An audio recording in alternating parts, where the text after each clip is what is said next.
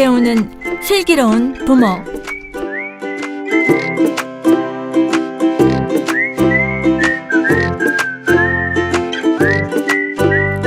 안녕하세요. 지난주 긴 장마로 가을이 성큼 다가섰습니다. 사례로 배워가는 슬기로운 부모로 여러분을 만나게 되어 하나님께 감사드립니다. 요즘 코로나로 가족들이 가정에서 함께 머무는 시간이 많아졌습니다. 즐거움도 있지만 온종일 함께 있다 보니 그동안 덮어두었던 많은 문제들이 드러나며 힘들어하는 분들이 많습니다.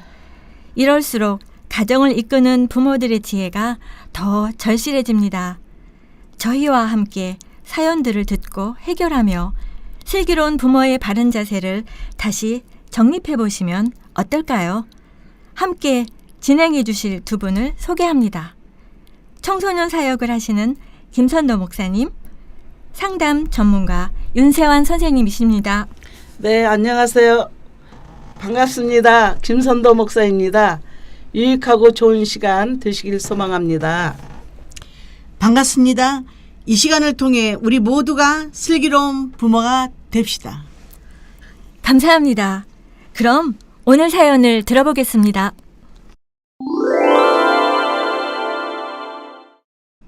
어머니는 항상 동생과 저를 엄하게 키웠어요. 칭찬과 격려를 해준 적이 단 한 번도 없습니다. 늘 입에는 돈이란 말을 달고 살았고 항상 저와 동생을 다른 집 아이와 비교했습니다. 어머니한테 사랑받고 인정받고 싶었어요. 그런데 잘 되지 않았습니다. 저는 결국 집에서도 학교에서도 회사에서도 인정받지 못하는 존재였어요. 20살이 넘자 우울증과 공황장애까지 찾아왔습니다. 어머니는 나약해서 걸린 병이라며 운동이나 하라고 면박하셨어요. 언제나 제 감정은 별 관심이 없었습니다. 오로지 결과만 중요해요. 어머니 시각에서 저희는 이미 망한 겁니다. 저는 아르바이트를 전전하고 동생은 만날 취업 준비 중이거든요. 저도 제 상황에 화가 날 때가 많아요. 그런데 이런 상황들이 다 어머니 탓인 것만 같습니다. 꼭 사과받겠다는 생각도 했어요. 어머니가 했던 모진 말과 행동 다 따지고 싶었습니다. 그런데 암이래요. 사실 날이 얼마 남지 않았다고 합니다. 갑자기 어머니의 인생도 참 불쌍하다고 느껴집니다. 요즘 어머니는 그만 죽고 싶다고만 하세요. 마음이 아픕니다. 이제는 사과받고 싶은 마음도 없어요. 그저 살아서 옆에 계셨으면 좋겠다는 생각이 듭니다. 저는 저의 문제도 어머니와의 관계도 할 수 있는 것이 아무것도 없다는 생각에 더 무너져 내리고 있습니다. 제가 어떻게 해야 할까요? 참 안타까운 사연이네요.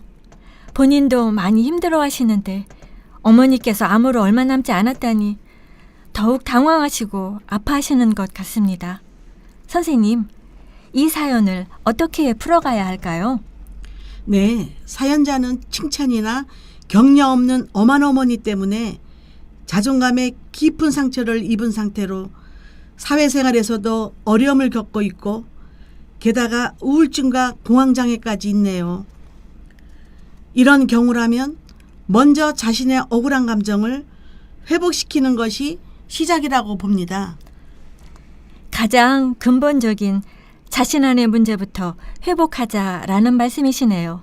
그런데 선생님, 이렇게 부모님 때문에 라는 표현이 참 마음을 무겁게 하는데요. 이런 사례들이 많이 있습니까? 그럼요.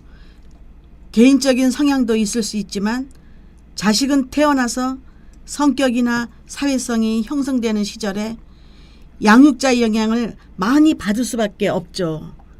상담을 하면서 문제 속으로 들어가 보면 부모님의 문제를 간과할 수 없는 경우가 참 많습니다.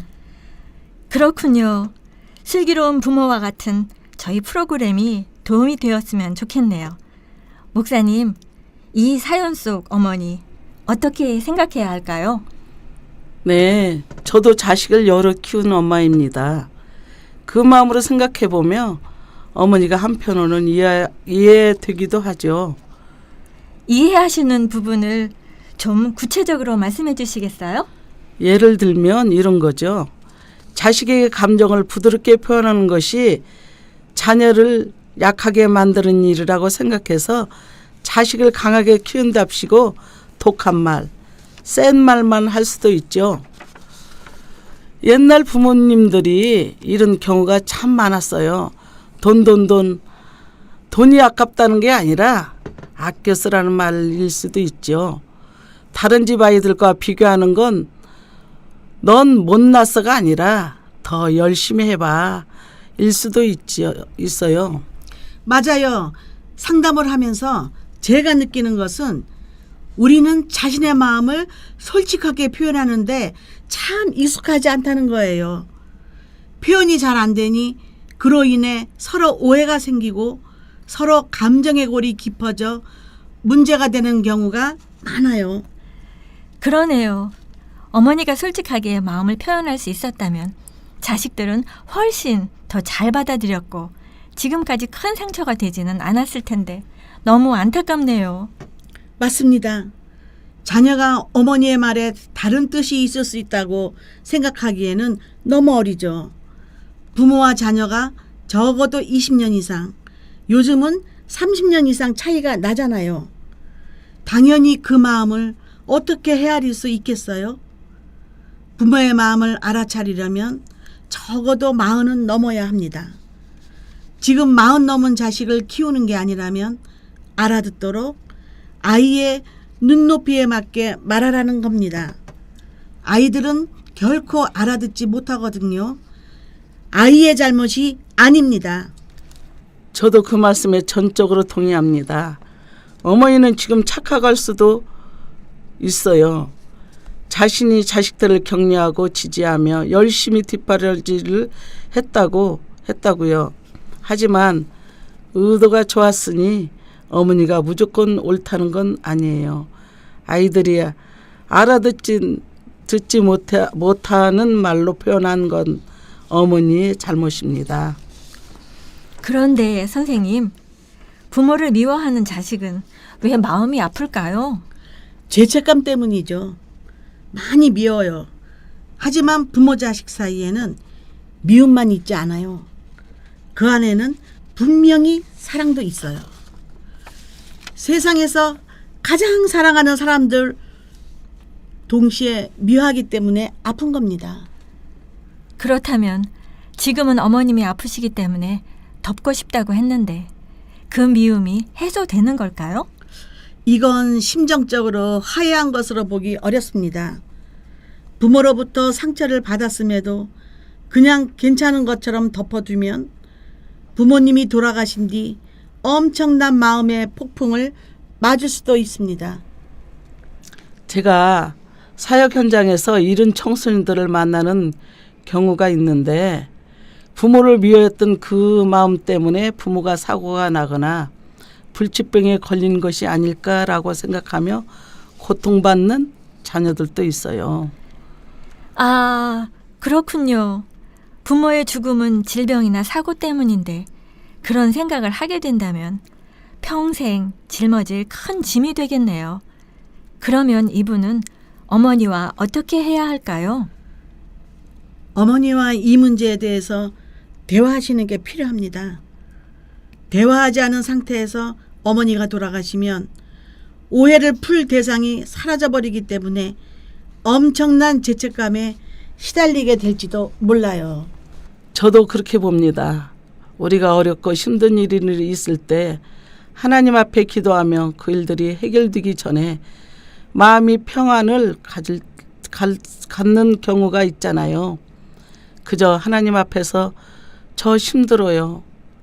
그것처럼 어머니께 미웠던 적이 있었다고 담담하고 솔직하게 고백하시는 겁니다.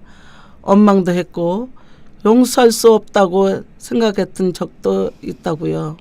그러나 돌아보니 그런 마음만 있는 것이 아니라 부모님이 무슨 말을 해도 좋으니 그냥 곁에 살아 있어주기만 바라는 마음이 분명히 있다고요.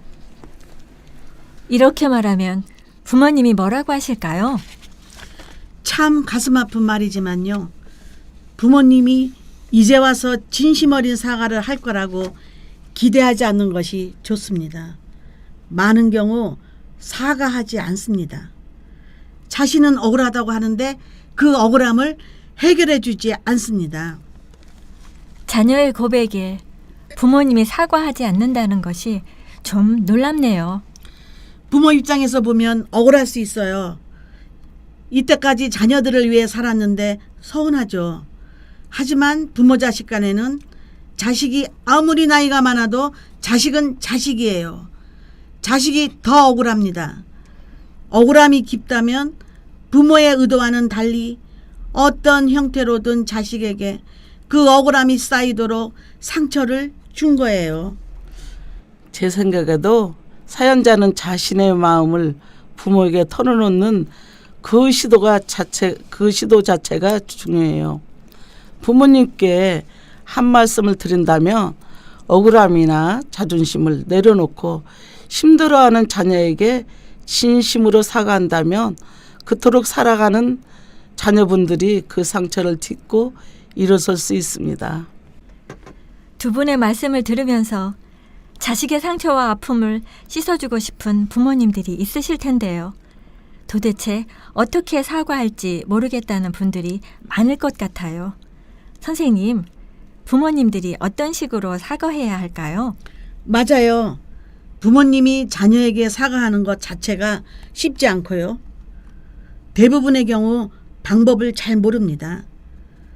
제가 비슷한 사례로 자신의 딸에게 사과하고 싶어하는 어머니께 써드린 글이 있습니다. 한번 들어보시고 응용해 보시면 좋겠네요. 네, 그럼 함께 들어보겠습니다.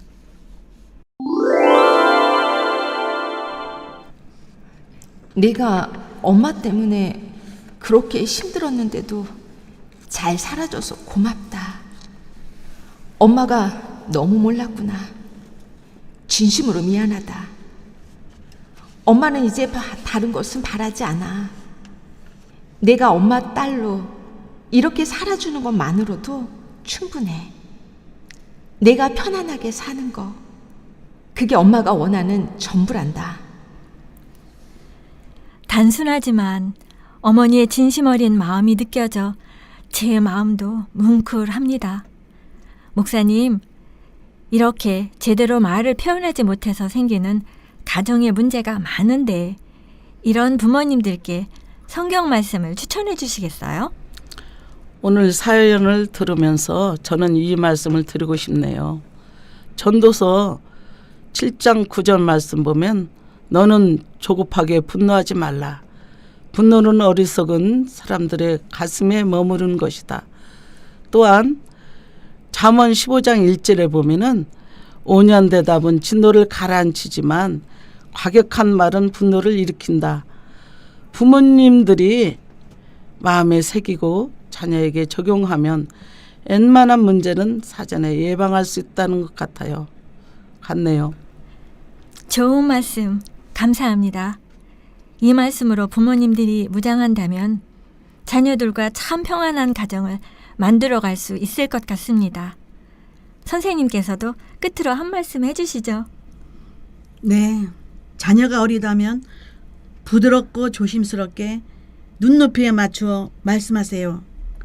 이미 성장해서 어떻게 해야 할지 모르겠다 하시는 분들도 포기하지 마세요.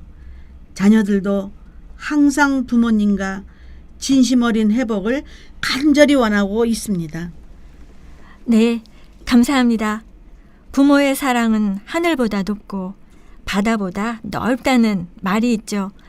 그렇게 사랑하는 것은 분명하지만 그럼에도 자녀들은 또 이렇게 힘들어하는 부분이 있습니다. 오늘 사례로 배우는 슬기로운 부모 통해서 가정의 행복을 더 키워가시기를 기대하면서 청취해 주셔서 감사합니다. 잠시 후 슬기로운 부모 강령이 이어지겠습니다. 감사합니다. 감사합니다. 감사합니다. 슬기로운 부모 강령 1. 자녀에게 온유한 말과 부드러운 표현으로 부모의 생각과 느낌을 전달하세요. 2. 자녀에게 조급하게 분노하지 마세요. 3. 자녀가 부정적인 자신의 감정을 표현한다면 일단 받아주세요. 4. 자녀에게 잘못한 부분은 반드시 사과하세요. 지금까지 사례로 배우는 슬기로운 부모였습니다. 진행자 박명화, 목사님 김선도, 상담 전문가 윤세환, 사연자 박미옥이었습니다.